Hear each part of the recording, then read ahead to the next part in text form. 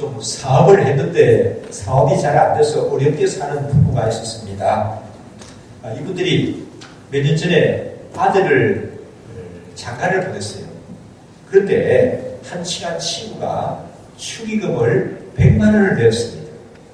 이 부부에게는 그 친한 친구가 축의금 100만 원을 내준 게 너무 고맙고 감사했습니다. 그 고마움을 가지고 있는데 며칠 전에 그 친구로부터 딸을 출가한다고 청첩장이 왔어요. 여러분 어떻습니까? 축하의 마음이 앞서겠습니까? 부담이 앞서겠습니까? 부담이요. 살만한 집이면 모르겠는데 어렵게 사는 집이니까 부담이 앞섰습니다.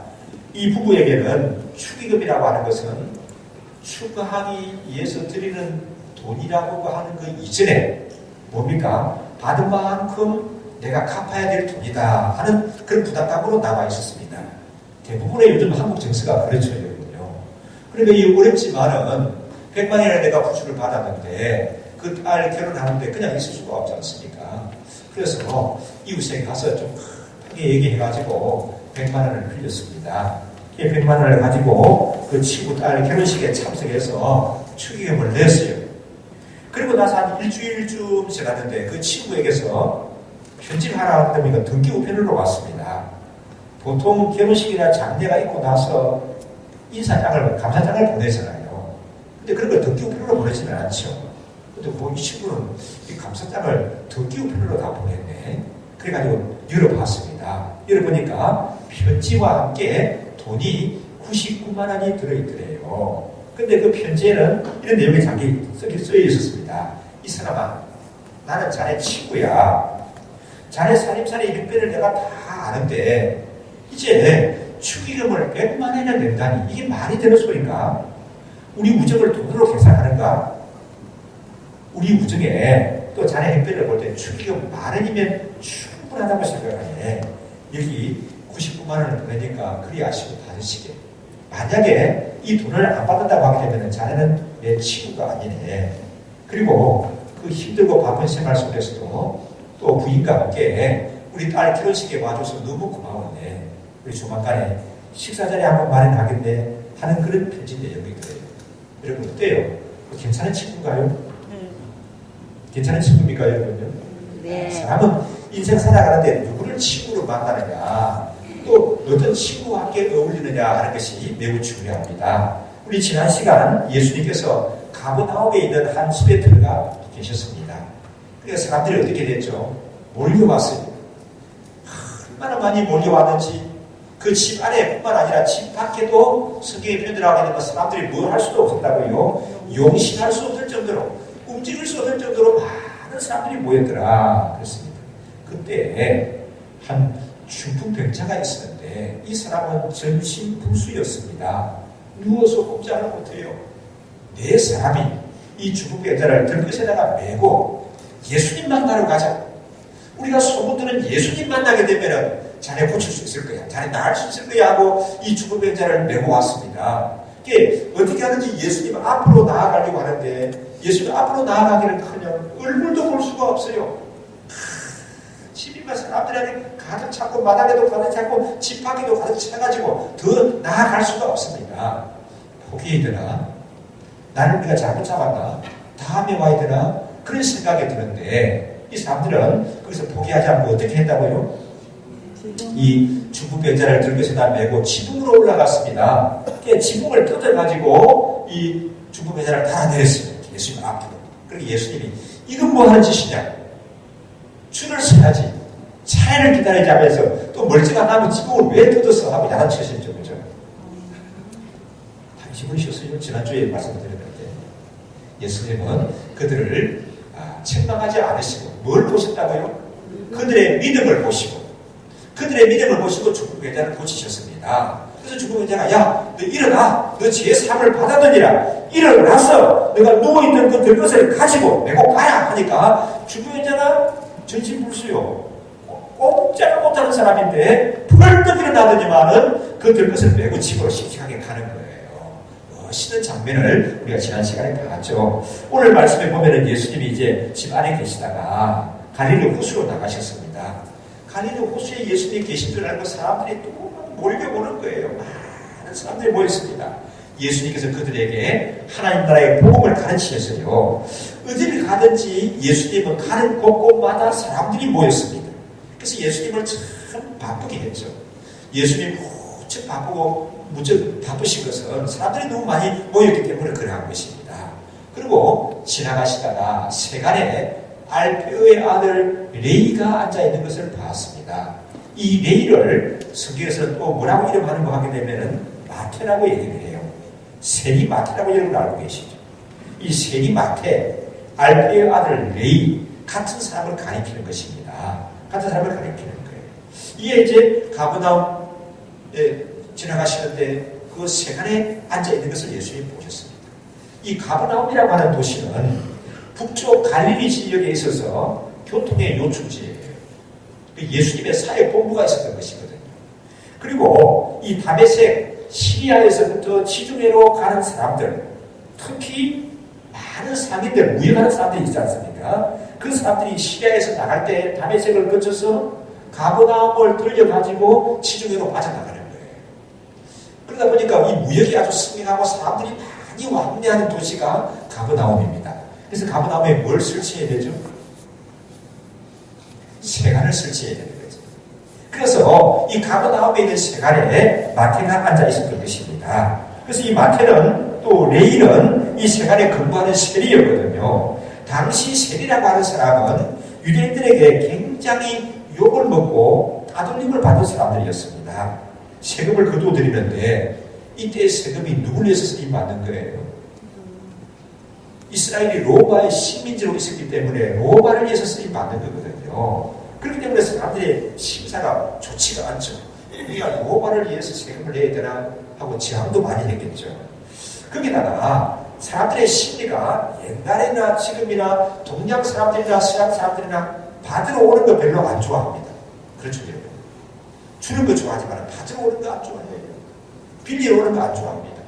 요즘 그래도 온라인 입금 제도가 있어서 많이 나아졌습니다만은 얼마 전까지만 해도 수도요금, 전기요금, 신문요금, 거기다가 우유대금 다 어떻게 냈습니까? 이거? 받으러 다녔어요. 동네에 있다 보게 되면은 이웃이 막장치기를 합니다. 이거 신문을 받았으면 요금을 내야죠. 다음에 오라니까. 우유를 먹어서 뭐 돈을 주셔야 되잖아요. 그러니까 다음에 오라니까 내일 오란 말이야. 다음 주에 와요. 하는 그런 실례기들이 참 많았거든요. 물론 돈이 없어서 그렇기도 하지만은 사람들이 신문하는 게 뭔가를 그 정당한 요금을 내야 되는데도 나중에 내는 것은 잘 안 하는 것 같아요. 그러니까 요즘 이제 온라인 입금 제도가 있어가지고 얼마나 이게 참 편해졌는지 모릅니다. 동네가 얼마나 조용해졌는지 몰라요. 온라인 입금 제도가 고 옛날같이 다 그런 요금 받으러 다닌다고 하게 되면 뭐 맨날 동네가 시끌벅적할 거예요. 이렇게. 그런데 당시 이 세리들은 누구를 위해서 세금을 거두러 다닌다고요? 로마 정부를 위해서 세금을 거두러 다닙니다. 그러니까 얼마나 미움을 받았을까요? 우리나라가 일제 강점기가 있었죠. 그때 외국노들, 일본 앞잡이 노력하는 사람들, 우리 국민 정서가 안 좋지 않습니까? 대놓고 그들을 핍박했다가는 금병이 가서 잡아가니까 감옥에 갇히니까 그렇게는 못하고 저녁에 그냥 친일파들 외국노들 가가지고 그냥 잠동을 하면서 그냥 돌멩이를 던져가지고 간장 도가니가 깨지고 장단지가 된장단지가 깨지고 고추단지가 깨지고 그 집에 또 막 오물을 갖다 비우고 막 그 은근히 그자 정하고 그랬지 않습니까? 그랬는데 지금 이 말씀 속에 나오는 세리는 로마 정부의 앞잡이에요. 친로마 사람이에요. 그러다 보니까 사람들이 좋아할 리가 없죠. 거기다가 또 세리가 미움을 받고 따돌림 받는 이유는 세리가 되려고 하게 되면은 로마 정부에 담보금을 좀 많이 내놔야 되는 겁니다. 담보금을 많이 내고 세리 업무를 할 수 있는 허가를 받는 거거든요. 그러니까 어때요? 뭘 찾아야 되는 거죠? 본질을 찾아야 되는 거예요. 본질을. 또 자기가 먹고 살아야 되지 않습니까? 그리고 이 세리가 짭짤하게 수입이 있는 건데 이걸 계속 하려고 하게 되면은 또 다음번에 담보금 낼 돈을 또 마련해야 되는 겁니다. 그러다 보니까 자연적으로 뭘 많이 거두겠습니까? 세금을 많이 거두는 거죠. 로마 정부를 위해서 세금을 거두기도 하고 자기 담보금 안에 자기 담보금도 포함이 되어 있고 자기가 먹고 사는 생활비도 포함이 되어 있고 그래서 세금을 과도하게 부과했습니다. 그래서 현실적으로 집을 사고 먹고 사는 데는 아쉽지가 않고 넉넉한데 주위 사람들로부터 인정을 받지 못하는 겁니다. 그리고 주위 사람들로부터 따돌림을 당했습니다. 그래서 실제로 어땠는가 하면은 불이웃 돕기 성금을 내는데도 세리가 내는 돈은 그때 안 받았대요. 그 세리가 어느 정도 평가받았는지 아시겠죠? 아니 불이웃 돕기 성금 내는데 뭐 누가 내는 돈이면 어떻습니까?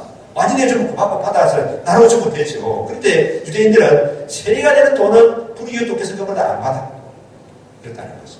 그러니까 참 이 사람들이 외롭고 따돌림 당하는 사람들이라는 것을 볼 수가 있습니다. 그런데 하루는 이 세관 앞을 예수님이 지나가십니다. 예수님이 지나가다가 레위, 다른 말로 뭐라고요? 마태가 세관에 앉아있는 것을 예수님이 보셨습니다. 그리고 나를 따르라 하니까 이 마태가 즉시 일어나가지고 그 세관 일하는 걸 내려놓고 예수님을 따라 나섰습니다. 그리고는 예수님을 자기 집에 모시고 큰 잔치를 베풀었다고 하는 것이 오늘 말씀의 기록이에요. 자, 오늘 이 말씀 속에서 하나님께서 우리에게 주시는 여러 가지 은혜들이 있는데 한 세 가지 찾아보기를 원합니다. 첫째로 이 레위, 다른 말로 뭐라고요? 마태는 예수님의 부르심에 즉시 따라 나섰습니다. 예수님께서 나를 따르라 그러니까 저분 뒤를 자꾸 따라가면 되는가 보다 그냥 따라다니면 그게 아니잖아요.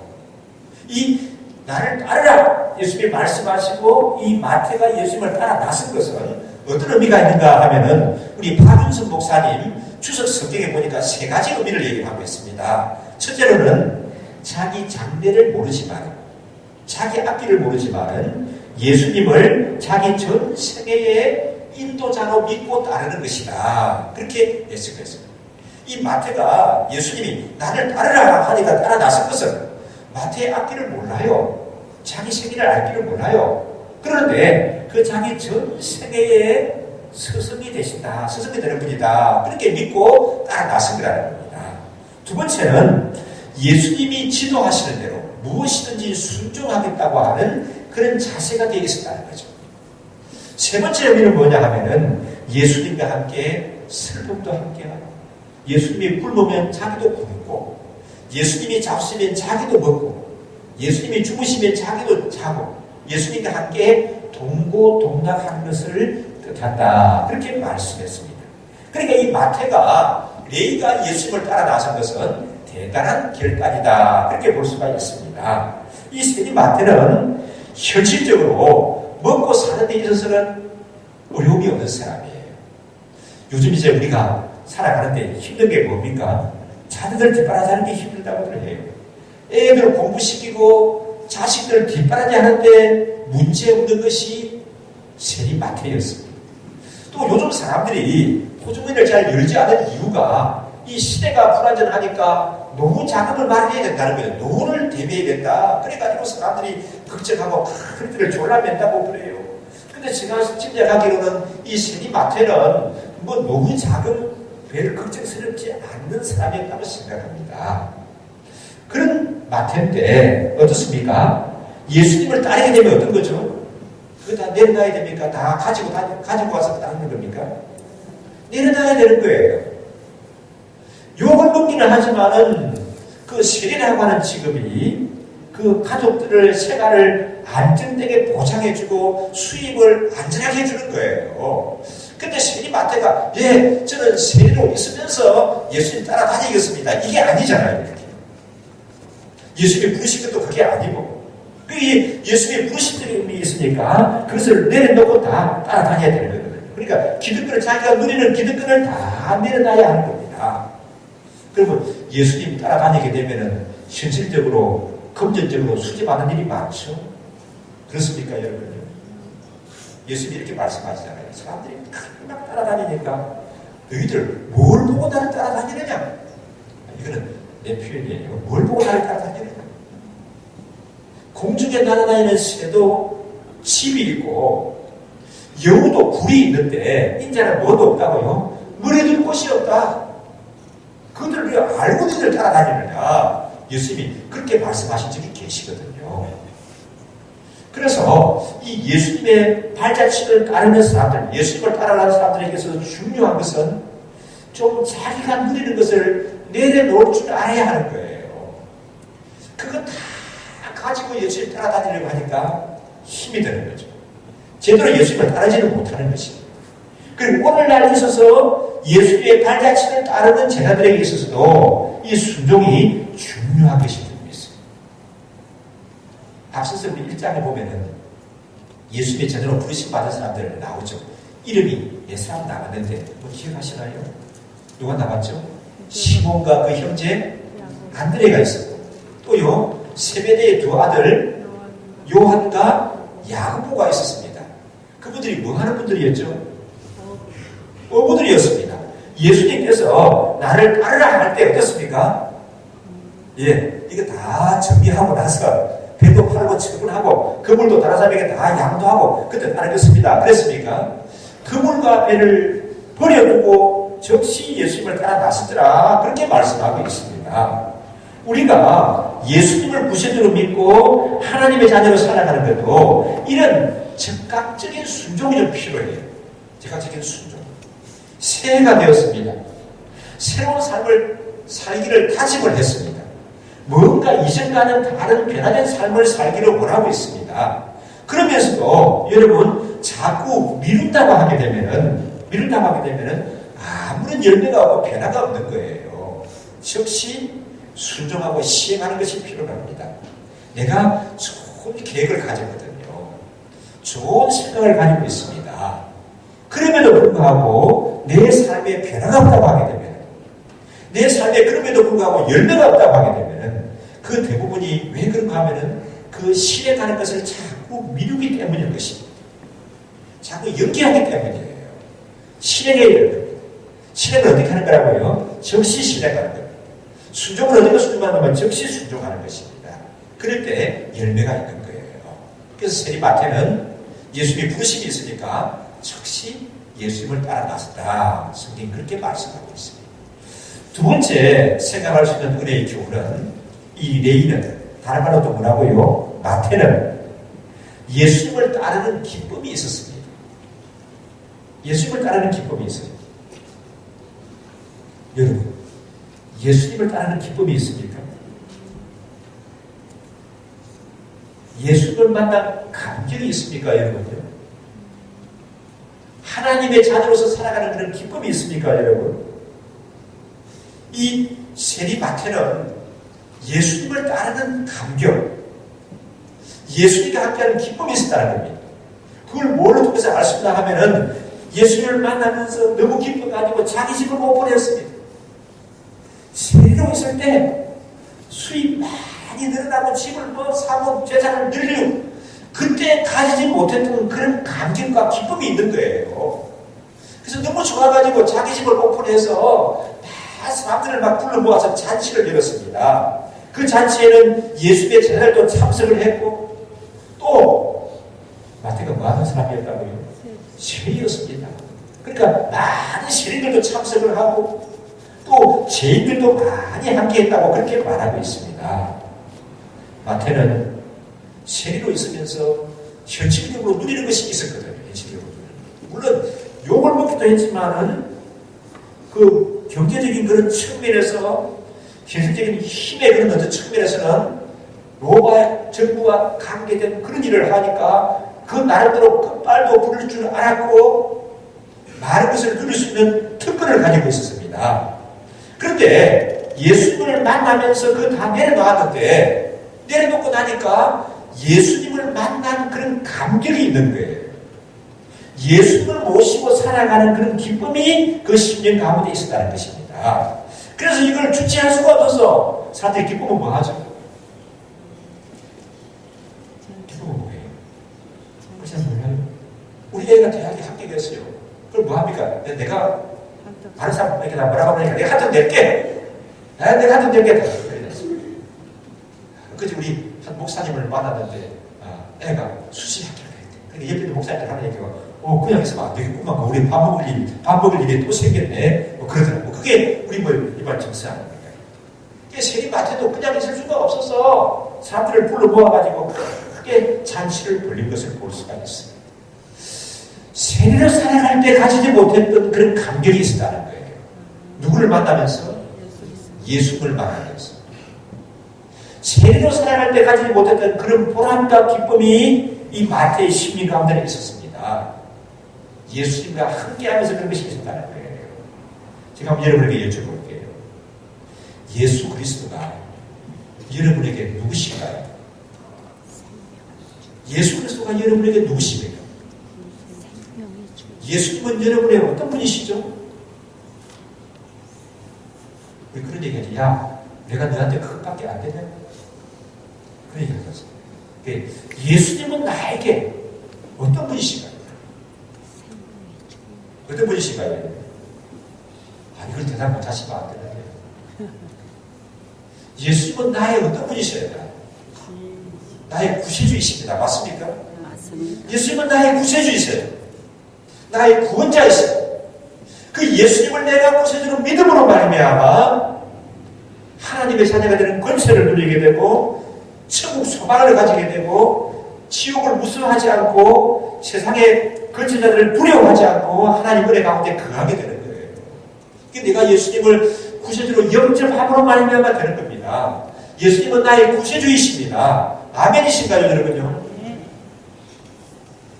그러면 이 예수님을 구세주로 믿고 살아가는 그런 감격이 있습니까, 여러분? 예수님이 나의 구세주이시기 때문에 가지시는 그런 감격이 여러분에게 있냐는 말씀입니다. 예수님이 나의 구세주이시고 내 인생의 주인이십니다. 그래서 그 예수님께 모든 것을 맡기고 살아가는 사람에게 우리 예수님이 허락해 주시는 것이 기쁨과 평안이에요. 그렇게 내가 행복을 추구했는데, 그렇게 노력했는데 행복이 주어지는 것이 아니에요. 내가 예수님을 구세주로 삼고 그 예수님의 발자취를 따라서 나아가게 될 때 우리에게 세상에 줄 수 없는 그런 평안함이 있고 그런 기쁨이 있는 줄 믿습니다. 예수님 때문에 여러분 주어진 평안이 있습니까, 여러분요? 예수님 때문에 가지시는 그런 기쁨과 확신이 있습니까, 여러분? 앞날을 모르죠. 자주 얘기합니다만 계속 저도 나오는 얘기가 2017년은 너무 불확실하다. 경제가 불확실하고 외교가 불확실하고 정치가 불확실하다. 너무 불확실한 그런 시대를 우리가 살아가고 있다. 그렇게 말하지만 두려워하지 않는 것은 예수님이 나의 구세주이시고 그 예수님이 내 인생의 주인이 되시기 때문인 줄 믿습니다. 마태에게는 그런 기쁨이 있었다는 거예요. 마태에게는 그런 확신이 있었다는 거예요. 우리 주일학교에서 잘 자라는 아이가 이번 주간에 호주로 유학을 간대요. 언제 올 거냐? 고등학교 3년 거기서 지낼 겁니다. 그럼 고등학교 지나면 대학도 거기서 갈지 모르겠는데 그럼 그때 가봐야 알아요. 그 목사님 보고 싶어서 어떡하냐? 방학 때 올게요. 아예 혼자 호주로 가는데 호주는요 사람들이 한국에서보다 키가 더 커요. 코도 크고 다섯 대 가서 말도 안 통하는데 어떻게 습니까? 진짜 그런 데 간다 할때도 두려워하지 않을 것은 뭡니까? 예수님이 내 인생의 주인이 되시기 때문에. 다른 것 바로 뭘 믿겠어요? 누가 우리를 뭐 확실하게 보장해 줄 수가 있습니까? 대통령 같은 권력자도 막 욕을 못 내뱉으시다니 누가 여러분이 빼게 되고 배경이 될 수가 있겠습니까? 누가 여러분의 배경이 되고 든든하겠어요, 여러분? 다 불완전합니다, 불완전. 예수님을 내 인생의 주인으로 모시고 살아가게 되는데 어디를 가든지 무슨 일을 당하든지 그 예수님이 주인이 되셔서 그 문제를 헤쳐나가게 하시고 우리를 누동자와 같이 아끼시고 선한 목자가 되셔서 푸른 초장 실마를 물가로 인도하시고 은혜의 장중에 붙잡아 주시는 줄 믿습니다. 이 마태는 짭짭한 수입을 가진 사람이었어요. 노후가 걱정 없는 사람이었습니다. 자식들을 로마로 유학시키는 것도 아마 걱정 없었을 거예요. 문제 없었을 거예요. 그런 거 믿고 살아갈 때는 그런 기쁨이 없었어요. 그런 거 의지하고 살아갈 때는 그런 확신이 없었습니다. 그런데 예수님을 따르고 나니까, 예수님을 구주로 모시고 나니까 그 심령에 이런 기쁨과 평안이 있었다는 겁니다. 사랑하는 여러분, 이런 기쁨과 확신을 가지시기를 바랍니다. 예수님 만난 기쁨이 있습니까? 예수님 만난 기쁨이 있는 사람은요, 나타난 특징이 하나가 있어요. 주일날 교회 오는 것이 어때요, 여러분? 또 주일에 이렇게 날씨가 추운데 오늘 또 교회 가야 되나, 내가? 그럼 죄송합니다만 그 사람 예수님 만났는지 좀 생각해 봐야 합니다. 예수님 만난 기쁨 있는 사람은 주일이 자꾸 기다려져요. 예배 시간이 기다려져요. 한교사님 기다리세요, 주일. 요즘은 우리 한교사님 은혜가 많아가지고 매일 교회에 있어요. 교회에서 죽었어요. 근데 주일이 기다리신다고 하게 되면 그 예수님 만난 기쁨이 있는 거예요. 오늘도 주일인가? 내가 또 교회 가야 되는데 이렇게 주차는 또 어떻게 하지? 그런 걱정이 있지만은 오늘 주일입니다. 하나님께 예배하는 날입니다. 그런 기쁨이 있는 사람들은 예수님 만난 기쁨이 있는 사람들입니다. 그리고 여러분, 마태가 그 좋은 직장 내려놓고 아마 주위 사람들은 뭐라 했을지 모르겠습니다. 이렇게 안전되고 좋은 직장 내려놓고 뭐 하는 짓이냐? 뭐 하는 짓이냐? 예수 따라다니다가 죽을 줄도 몰라. 그래서부터 모르겠습니다. 그런데 그런 분들도 다 내려놓고 예수님 따라가는데 마태에게 생긴 일이 뭐냐는 거예요. 하나님은 이 마태를 놀랍게 들어쓰십니다. 마태가 가진 은사를 10분, 100분 하려고 해서 하나님이 쓰시는 거예요. 그걸 어떻게 알 수 있는 거 하게 되면 성경을 참 펴면 신약 성경을 펼치면 제일 먼저 나오는 성경이 마태복음인데 이 마태복음을 누가 기록했어요? 바로 이 가버나움 세간에 근무하던 예수님 따라 나선 이 레위가 기록한 것이 마태복음이에요. 그러면 그 은사가 활용됐다는 것이 뭐냐 하면 마태복음 시작이 어떻게 됩니까? 처음에 아브라함과 다윗의 자손 예수 그리스도의 세계라 하고 족보가 참 예수님의 족보가 아브라함부터 예수님까지 펼쳐지는 거예요. 이거 여러분 기록하는 것이 쉽지가 않아요. 연대를 보니까 이렇게 말하죠. 족보를 얘기한 다음에 아브라함부터 다윗까지 몇 대라고요? 14대요. 다윗부터 바벨론을 이끌할 때까지 14대요. 바벨론을 이끌한 후부터 예수 그리스도가 나실 때까지 14대라 14대라 그렇게 말합니다. 여러분 촌수 계산하는 것이 얼마나 복잡한지 아십니까? 우리 작은 아버지의 아들이에요. 그럼 뭐예요? 몇 촌이죠? 사촌이죠. 그 정도 다 아시죠? 그런데 우리 5촌 아저씨의 처남의 동생이 되십니다. 그럼 어떻게 되죠? 이렇게 얼마나 복잡한지 따져보고 머릿속으로 잘 안 돼가지고 그래 보고 도표를 그래 보고 이렇게 되는 건가? 나오고 이제 사돈의 몇 촌이 되는 거예요. 8촌 이내의 사람을 이렇게 계산한다고 해도 굉장히 복잡해요. 5촌 한 7촌, 6촌, 7촌 정도 되게 되면 이 머리로 잘 안 되더라고요. 이렇게 계산하는 게 이렇게 복잡해가지고. 그런데 지금 마태는 어느 대로 계산하고 있죠? 14대가 아니잖아요. 14대가 3번 나오지 않습니까? 그럼 몇 대죠? 42대를 하는데 누구부터 누구까지? 아브라함부터 예수 그리스도까지 그 족보를 쫙 계산해야 되고요. 연대를 따지니까 2000년이에요. 2000년. 이 2000년의 연대를 마태가 쫙 그려내는 거예요. 그래서 하나님께서는 이 기록을 마태에게 맡기시고 이걸 베드로에게 맡겼으면 어떡하겠어요? 베드로는 고기 잡는 거는 잘하고 착하지만 이건 안 되잖아요. 이렇게. 근데 하나님께서는 이 마태가 다른 거는 몰라도 수치에 밝은 사람 아니면 그거 이해하시겠죠. 계산이 밝은 사람이거든요. 그래서 이 마태의 은사를 10분 활용을 해서 이 마태복음을 기록하는 그런 기록자로 하나님이 세우셨어요. 그냥 세간에 있어서는 어떻게 됐을까요? 세간에 계속 있어서는 어떻게 되는 예수님 안 만나고요. 어떻게 되죠? 그렇게 뭐 욕먹고 살다가 그 애들도 욕먹고 살다가 어떻게 되는지 모르겠어요.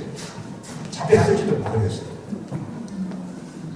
예수님을 따르는 사람에게 하나님이 이런 은혜들을 주시더라고요. 또 아까 낳았던 네 사람 누굽니까? 베드로와 그 동생 안드레, 또 세베대의 아들 야고보와 요한은 어떻습니까? 그 갈릴리 바다에서 그대로 있었으면 뭐 좀 했을 거라고요? 갈릴리 수협, 조합장이나 수협 배당들도 했겠죠. 이렇게. 그런데 예수님을 따라 나서서 그들은 베드로 전서를 기록하고 요한복음을 기록하는 그런 성경의 기록자로 크게 쓰임받는 그런 것을 볼 수가 있습니다. 예수님을 만나고 예수님의 발자취를 따르게 되면 굉장히 수지 많은 일이 생기게 됩니다. 세 번째로 생각할 수 있는 경우는 우리 예수님의 모습을 생각해 볼 수가 있는데 예수님은 친구였습니다. 누구의 친구였다고요? 세리와 죄인들의 친구였다고 말하고 있습니다. 예수님께서 세리와 죄인들의 관계 잡수시는 거 있습니까? 뭐 그분들과 허물 없이 친하게 앉아서 자취에 앉아서 음식을 잡수시는 것을 보고는 좀 못마땅하게 여기는 친구들이 있습니다. 그게 누군가 하면은 서기관들과 바리새인들이라고 성경이 얘기해요. 근데 속으로 생각하면 이분이 대단한 사람을 잘 알아보는 분별할 줄 아는 대단한 선지자를 알았는데 어떻게 저런 세리 따위들하고 죄인들하고 이거 어울리고 있지 이거 참으로 곤란한 사람이네 이렇게 생각하고 있었던 겁니다. 예수님이 그 생각들을 알아차리시고 하시는 말씀이 유명한 17절의 말씀입니다. 한번 읽어보실까요? 다시요. 예수께서 들으시고 저희에게 이르시되 건강한 자에게는 의원이 쓸데없고 병든 자에게는 쓸데있느니라. 내가 의인을 부르러 온 것이 아니요 죄인을 부르러 왔노라 하시니.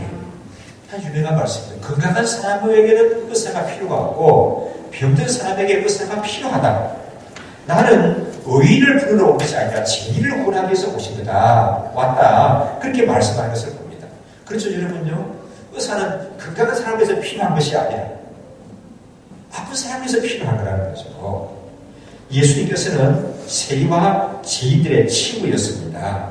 이 말씀이 오늘날 교회가 어떠해야 하는가, 무엇에 교회가 관심을 가져야 하는가 하는 것을 잘 보여주고 있습니다. 사람들이 전도하다 보면 뭐라고 말합니까?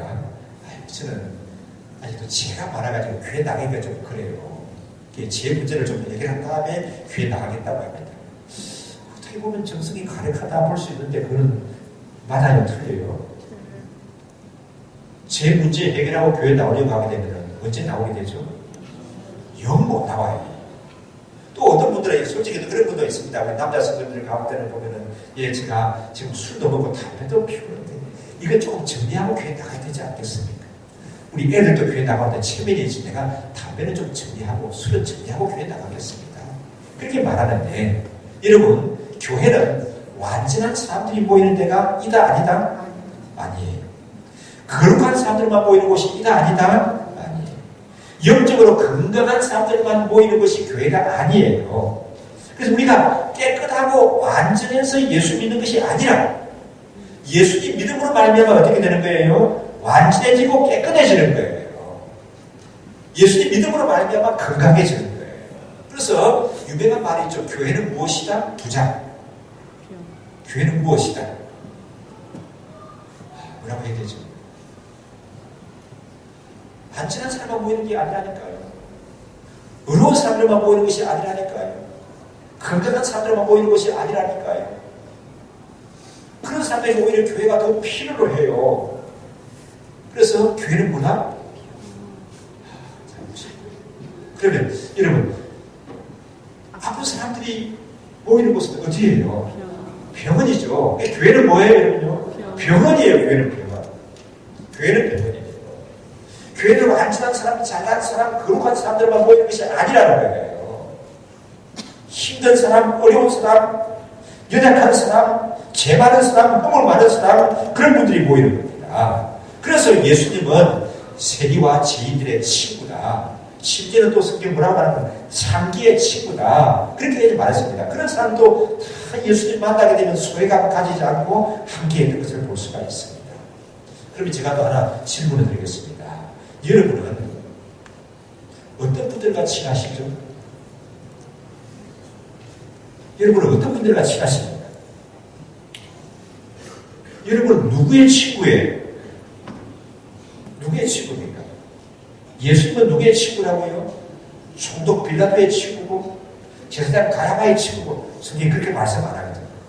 예수님은 죄인들과 세리의 친구였다고 말씀하고 있습니다. 여러분 누구의 친구입니까? 여러분 누구와 가깝습니까? 여러분 잘 나가는 사람, 인격적으로 훌륭한 사람, 성숙한 사람, 나에게 범사에 도움이 될 수 있는 사람, 그런 사람들을 친구가요, 여러분요? 이 말씀이 우리에게 가르쳐 주는 것은 물론 그런 사람들하고 친구하지 말라는 것이 아니라 소외된 사람, 연약한 사람들이라 할지라도 그들에게 우리가 관심을 가지고 친구가 되어야 한다는 것을 말씀이 가르쳐 주고 있습니다. 오늘날 한국 교회가 여기에 관심을 가져야 하는 거예요. 한국 교회가 요즘 욕을 많이 먹는 이유가 여기에 관심을 안 가져서 그래요. 한국 교회는 부자들의 친구가 아니라 한국 교회는 가난한 사람들의 친구가 되고 병든 사람의 친구가 되고 연약한 사람들의 친구가 되고 소외받는 사람들의 친구가 교회가 되어야 하는 거예요.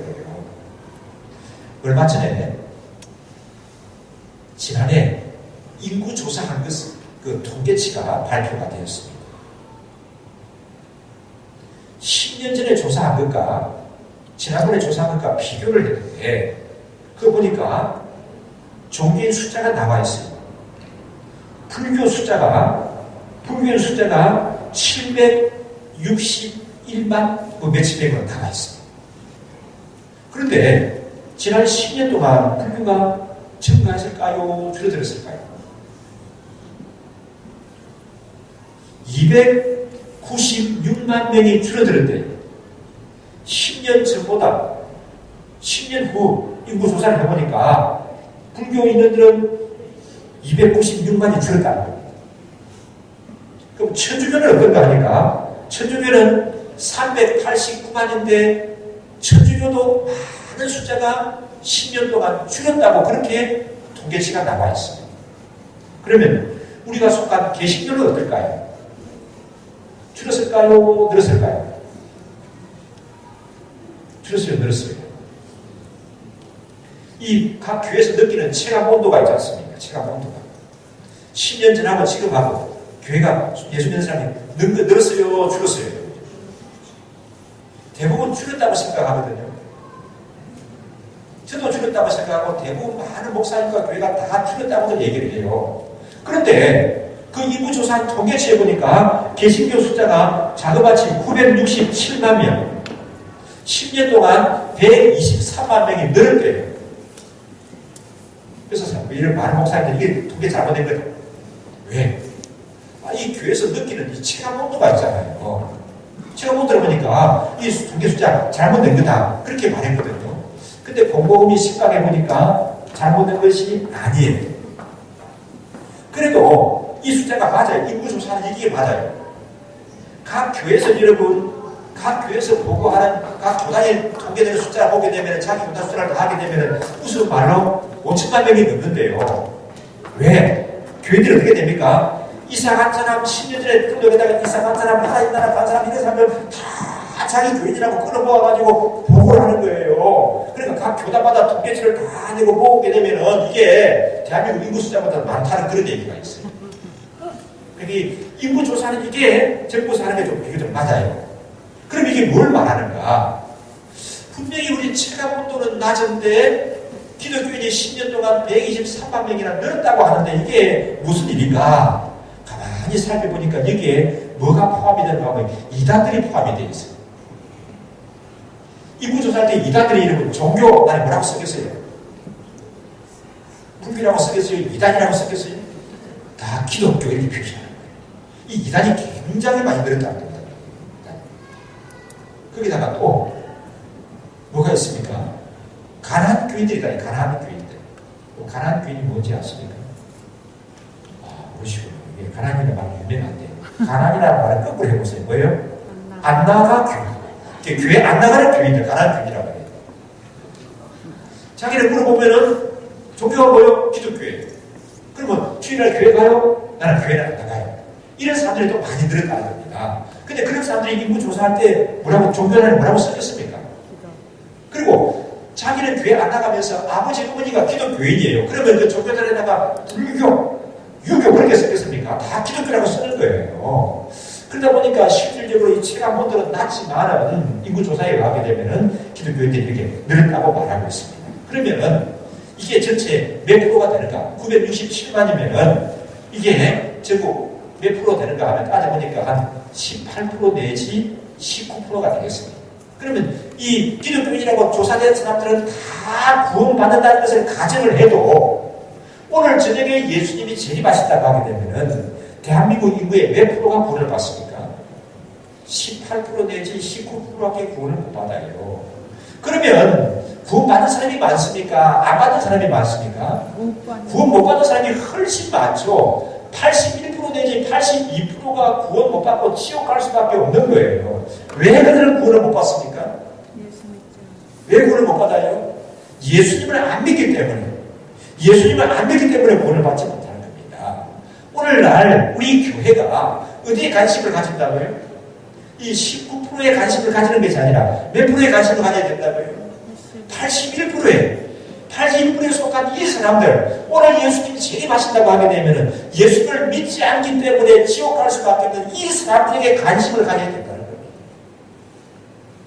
예수님이 이 땅에 오신 것은 의인들, 이미 하나님 자녀된 사람들에게 관심이 있는 것이 아니라 죄인들을 구원하기 위해서 오신다고 말씀하고 있습니다. 그래서 예수님은 세리와 세리의 친구라고 하는 그런 비난까지도 받으신 것을 볼 수가 있습니다. 우리 교회에서도 이 부분에 관심을 가져야 하는 거예요. 우리 목장에서도 여기에 관심을 가져야 합니다. 전에도 얘기했습니다만 목장에 VIP를 모시는데 목장에 필요한 사람들만 찾으면 VIP가 안 보여요. 나에게 도움이 될 사람, 우리 교회에 도움이 될 사람, 우리 목장에 도움이 될 사람만 찾으면 VIP가 안 보인다니까요. 그럼 누구를 찾아야 됩니까? 예수를 필요로 하는 사람, 나를 필요로 하는 사람, 우리 목장을 필요로 하는 사람들을 찾게 되면 수많은 VIP들이 보여지는 거예요. 만나지는 줄 압니다. 예수님은 세리와 세리가 소외된 사람과 불쌍한 사람들의 친구로 사셨습니다. 그러면 새해는 우리도 예수님처럼 이런 부분에 좀 관심을 가지고 사랑을 가지고 영혼군에 힘쓰는 그런 저와 여러분 되셔야 할 줄 믿습니다. 함께 우리 마음을 모아서 기도하실 때 자, 세리마태는 비교적 한정된 삶을 살아가고 있었지만 예수님의 부르심이 있으니까 적시 따라 나섰다고 했습니다. 그리고 그에게는 예수를 만난 감격이 있고 예수님과 함께 살아가는 그런 기쁨이 있었다고 했는데 하나님 아버지 나에게도 그런 은혜를 가하여 주옵소서. 예수님이 불쌍한 사람들, 소외된 사람들, 죄인들의 관심을 가진 것 같이 나도 하나님 아버지 구원해야 될 그런 사람들에게 관심을 가지고 나가게 하여 주옵소서. 우리 합심해서